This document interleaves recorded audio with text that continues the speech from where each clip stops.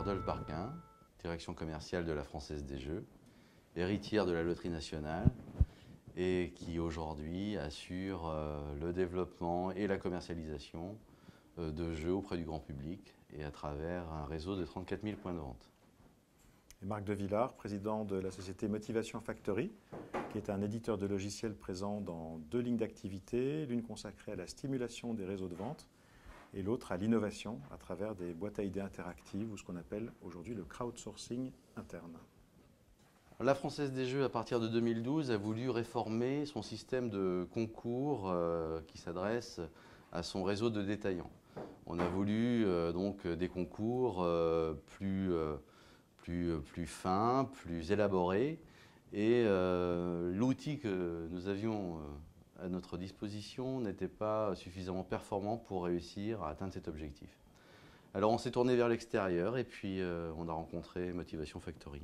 Voilà, et je veux dire que la mayonnaise a pris très rapidement.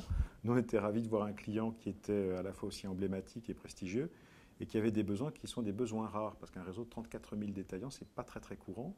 La société avait également des exigences de sécurité qu'on ne rencontre pas souvent dans la nature, parce que c'est une émanation, si je ne me trompe, du ministère des Finances. Ça impose un certain nombre de contraintes sur le sujet. Et donc, ça nous permettait d'appliquer notre savoir-faire acquis dans les 12 années précédentes sur un cas qui était un cas atypique, enfin, un cas d'école quelque part. C'est-à-dire, sur une volumétrie extrêmement élevée, on retrouvait des besoins qui étaient des besoins assez universels.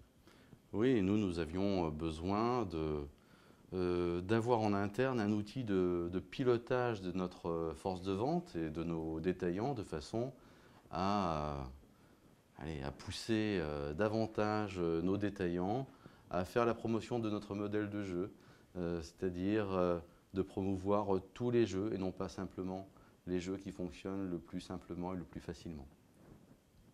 Alors on s'est rencontrés, la Française des Jeux a fait le tour de ses besoins, a émis un appel d'offres auquel 8 sociétés ont répondu. Et notre solution, en fait, on ne voulait pas concourir, nous. On avait un programme qui aurait pu faire l'affaire, mais qui était sur des technologies obsolètes. Et c'est la Française des Jeux qui est revenue nous chercher en disant, attendez, dans la discussion, on est convaincu par votre connaissance et votre expertise dans notre métier, qui est de la stimulation des réseaux de vente. Et deuxièmement, même si votre ancien logiciel est obsolète, il y a peut-être moyen de trouver quelque chose d'innovant.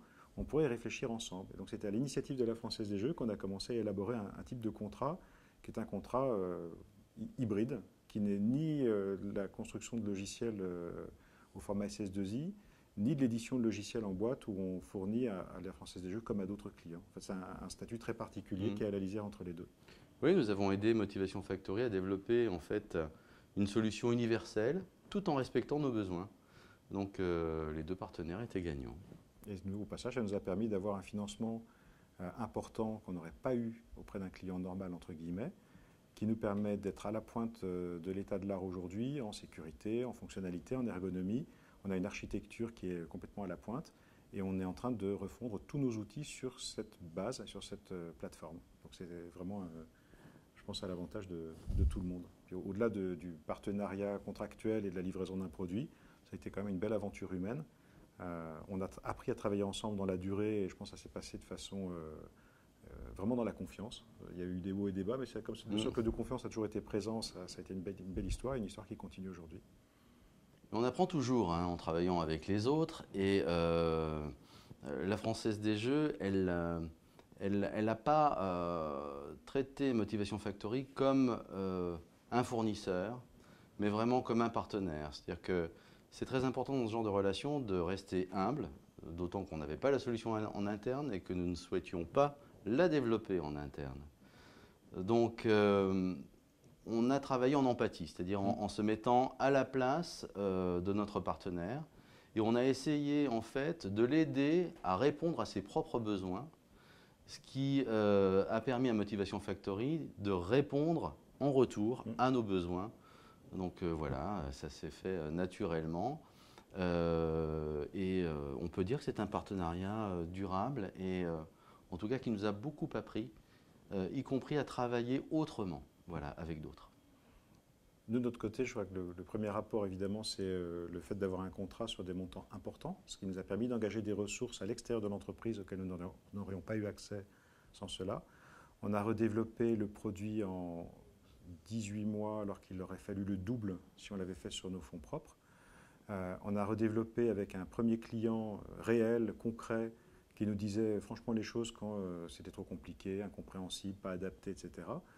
Donc ça nous a permis aussi de caler le produit sur des exigences qui étaient des exigences ancrées dans le réel. Et on a beaucoup appris aussi sur notre métier, puisqu'il a fallu modéliser, abstraire, arriver à quelque chose qui soit suffisamment générique pour servir tous nos clients, et en même temps qui puisse être parfaitement adapté à la situation de la Française des Jeux. L'humilité d'abord, c'est très important. Il ne faut pas craindre de montrer ses faiblesses, surtout quand on travaille avec quelqu'un qui peut apporter des solutions pour les régler, ces faiblesses-là. Et à partir de là, ce qui est important aussi, c'est de mettre en place, notamment pour la Française des Jeux, la gouvernance interne qui pouvait permettre d'accompagner efficacement Motivation Factory. Ça, c'était très très important pour nous, ce qui nous a d'ailleurs appris au passage à travailler autrement. Et l'innovation, elle a été aussi tangible en matière de gouvernance interne et de pilotage de projet.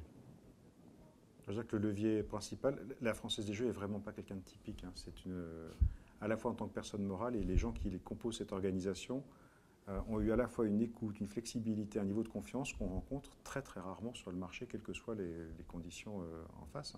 On n'a jamais en fait été dans une relation pure de fournisseur à client. Depuis le départ, ça a été une discussion ouverte. On a constaté aussi de notre côté des faiblesses et des choses qu'on ne savait pas faire. Et au lieu de simplement en prendre acte et nous dire bah, écoutez, vous êtes en dehors du marché, on s'est assis, on en a discuté. Et on a progressé ensemble. Et je crois que rapidement, après ça, c'est fait jour la possibilité, effectivement, de trouver un partenariat qui soit un partenariat innovant. Et je le dis avec d'autant plus de facilité que ce n'est pas nous qui en avons eu l'idée, c'est vraiment le grand compte qui est venu nous proposer de le faire, ce qui, à ma connaissance, est rarissime comme type de démarche. D'habitude, c'est la petite société qui se bat pour essayer de sortir du carcan des conditions d'acheteur.